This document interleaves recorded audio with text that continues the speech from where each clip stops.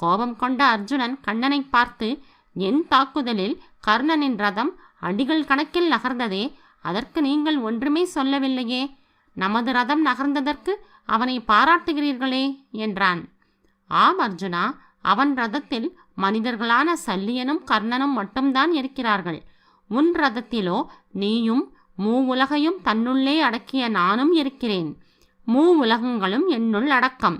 கூடவே உன் தேரின் கொடியில் மகாபலசாலியாய் அனைவராலும் அறியப்பட்ட அனுமன் இருக்கிறார். நாங்கள் இருவரும் இருக்கும் ரதத்தை எந்த மனிதனாலும் அசைக்கக்கூட முடியாது.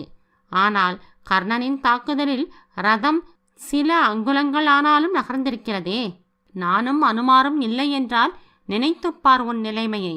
உன் தேர் இந்த பூலோகத்திலிருந்தே தூக்கி எறியப்பட்டிருக்கும் என்றார். இந்த விவாதம் அர்ஜுனனின் தரப்பில் நடந்து கொண்டிருக்க, கர்ணனின் தரப்பில் சல்லியனும் அவனும்